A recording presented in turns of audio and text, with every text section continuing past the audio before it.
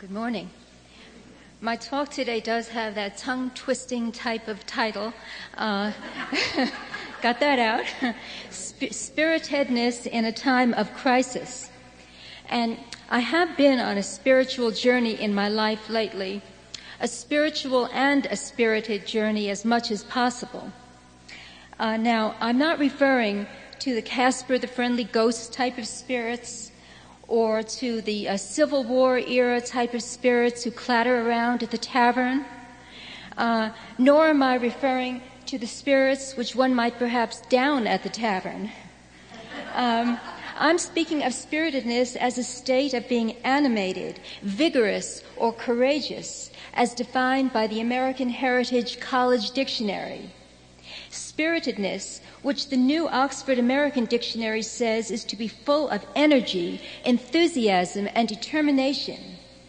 It's a fighting kind of spirit which interests me, spirit that tilts at windmills and rights wrongs against impossible odds. I've reflected on this quality a great deal in the last several years, partly because I both met and heard about so many admirable, inspiring people. In addition, with the modern world in which we live being such a mess, such a series of unending crises, it seems that all right-minded individuals need spunk more than ever to help them counteract the forces of evil. Even something as basic as replacing stress with an inner calmness and sense of rightness can spell the difference between toxic emotions and healing. Spiritedness, to me, is an antidote to life's bitter obstacles. It's the road to personal empowerment, and there are so many examples. Let me begin on this Justice Sunday by picking up on what Maura had to say and citing the UUSC, the Unitarian Universalist Social Service Committee, as an organization that takes a spirited approach to dealing with world crises. The Justice Sunday theme last year, when I was co-chairing the Social Concerns Committee, had to do with defending the human right to water. I became painfully aware of the lack of available water, and especially the lack of available sanitary water in the world today. Those involved with the UUSC care enough to do more than just sit around befuddled. They work fervently in partnership with organizations in the U.S. and elsewhere that help defend people's right to healthy, unprivatized water. It takes a lot of spirit, you can be sure, to fight big business. Until recently, Jennifer Harberry worked for the UUSC. She was the director of the Stop Torture Permanently campaign. She was vocal, able, and highly effective in that position, just as I'm sure she is sure to be in her new job in D.C. as the head of the Torture, Abolition, and Survivors Support Coalition. What makes Harberry's work so remarkable is that her husband, Everardo, a Guatemalan rebel leader, was himself a victim of torture and murder. Harberry, who spent years investigating his whereabouts after he vanished in 1992, was repeatedly lied to by both the CIA and the Guatemalan military. Finally, she learned the gruesome truth. But her loss did not deplete her energies. Quite the opposite.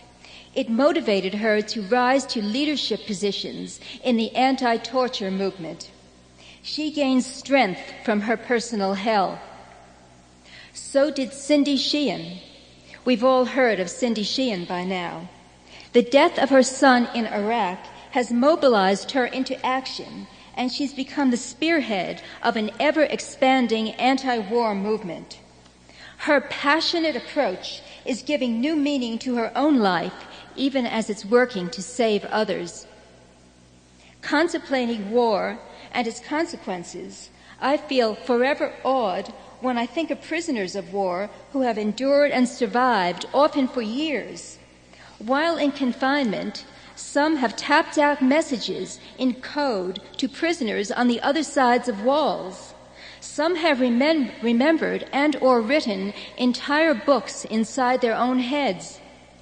The survival of many of these prisoners has to have been more than pure chance. Think of other conflicts, such as China's subjugation of Tibet. Although the Dalai Lama has lived his entire life exiled from Tibet, he lives in India. He travels the globe with his message of peace and compassion. There's an aura of serenity and goodwill in all his speeches and books. And he practices these virtues himself by maintaining a state of inner peace, a peace that shines through in his eyes and in his expression. Oh, he could have been nothing more than an embittered recluse, and nobody would have blamed him. But his spiritedness won out, and we're all the better for it. I know that he's one of my idols. And who could be a better guide through the travails of unfair existence than the late, great Unitarian Christopher Reeve? He was truly a Superman extraordinaire. His widow, Dana, died of lung cancer 3 weeks ago at the age of 44. Together, they established foundations which amassed huge sums of money for research grants, much of it aimed at speeding the development of stem cell research and treatments, helping to heal spinal cord injuries. When Dana, a non-smoker, first announced her condition about 7 months before her death, she said, quote, "Now, more than ever, I feel Chris with me as I face this challenge. I look to him as the ultimate example of defying the odds with strength, courage, and hope in the face of life's adversities," unquote. Both Christopher and Dana had an awareness that life, however shattered, is still a precious gift, and they were both determined to make the most of those imperfect lives, which they emphatically did. What about Stephen Hawking? There are those who find it too unpleasant to even look at photos of his wasted body and twisted expression. Stephen Hawking is a victim of amyotrophic lateral sclerosis, or ALS, a chronic, progressive, and usually terminal disease also known as Lou Gehrig's disease, which is marked by gradual degeneration of the nerve cells in the central nervous system that control voluntary muscle movement. Hawking is also a world-class scholar who's done extensive research and written several books in the field of physics and cosmology.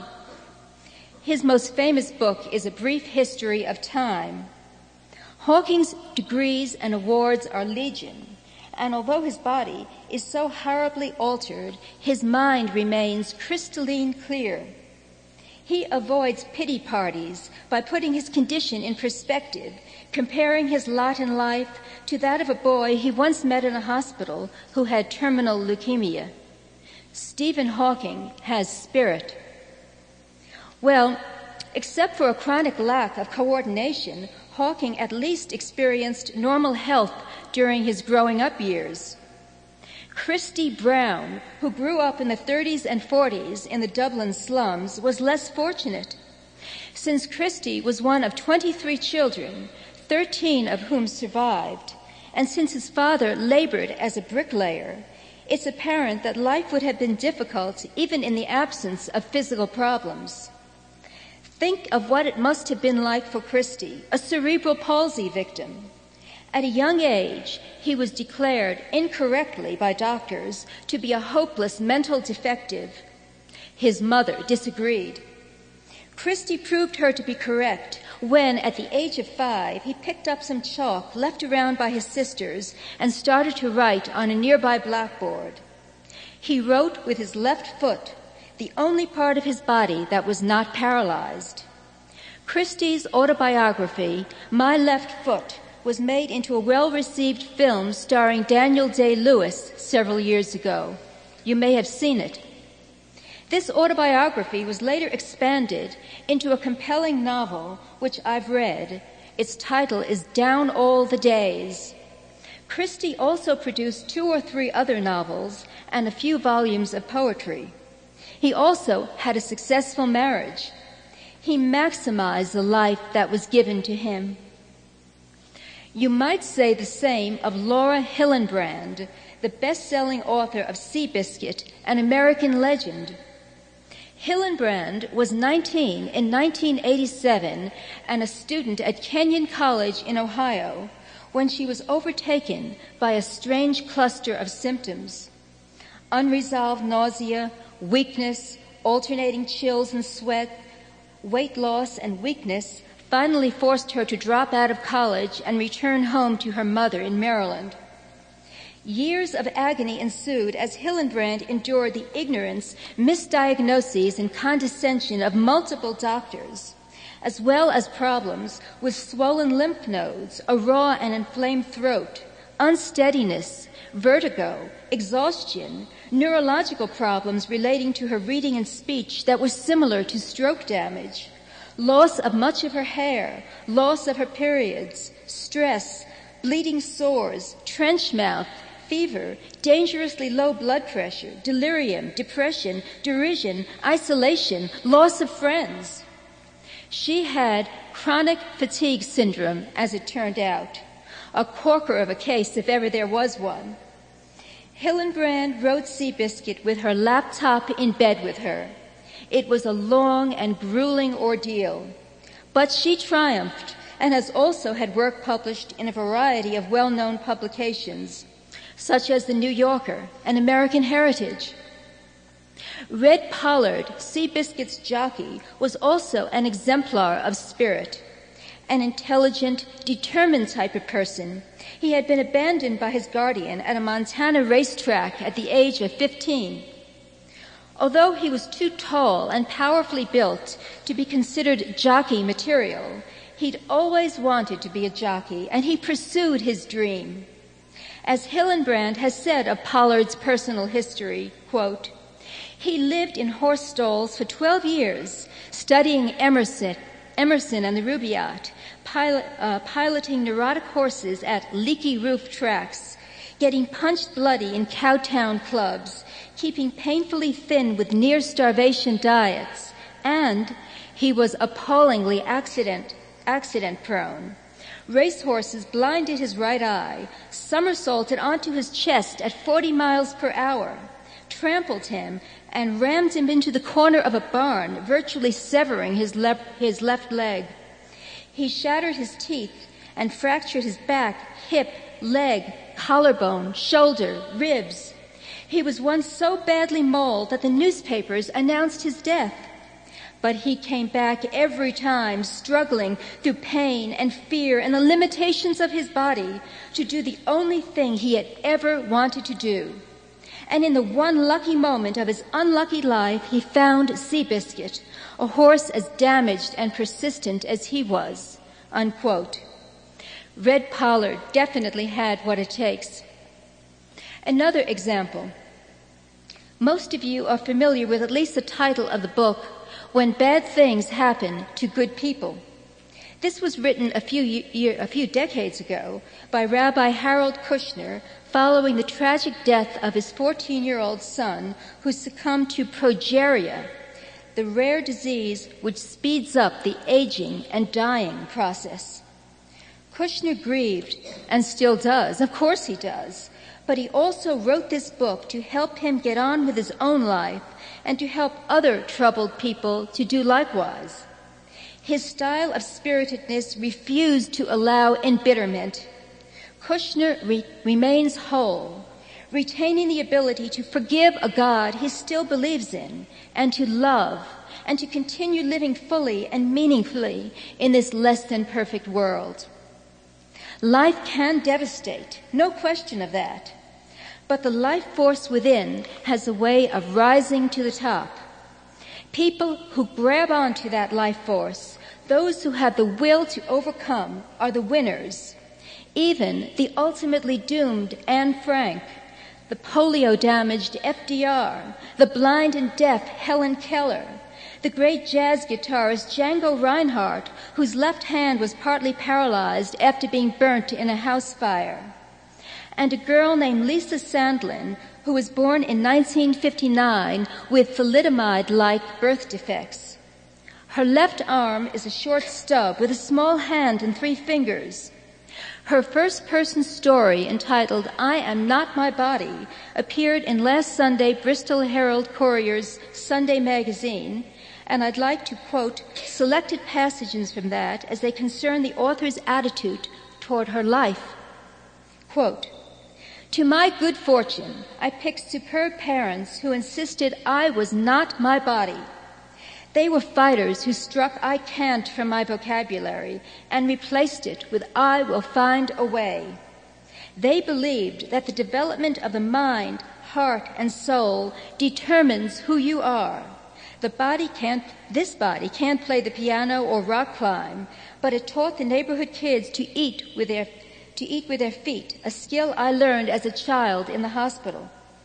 This body learned to tie my shoes, cross the stage to pick up my college diploma, backpack through Europe, and change my children's diapers when they were babies. This body has taught me to appreciate my fellow humans, even the thin, beautiful, and able-bodied. This I believe. I am not my body. I am my words, my ideas, and my actions. I am filled with love, humor, ambition, and intelligence. I am a creative spirit, a fellow human walking the planet, who, just like you, is so much more than my body," unquote. Don't we all need to deal with crises? We're beset by every imaginable disaster, from the current immoral war to ecological and environmental problems to diseases and accidents and bouts of depression. I know that there's a wealth of spiritedness in this room today. I see manifestations of it all the time. I'd just like to say, stay with it. But for those inevitable times when your determination flags, well, scream if you have to. That's therapeutic. Or beat up your pillows. Or gorge on toasted almonds the way I do. But think also of some of these truly remarkable people I've mentioned. Get back your get up and go and get on with whatever needs doing. For Justice Sunday and for every other day, let's make our lives count and let's make our goals reachable. When issues cry out for change, when urgent issues push us to the breaking point, push back. Be the catalyst, be the leader, shake up the stodgy status quo. That's real spiritedness.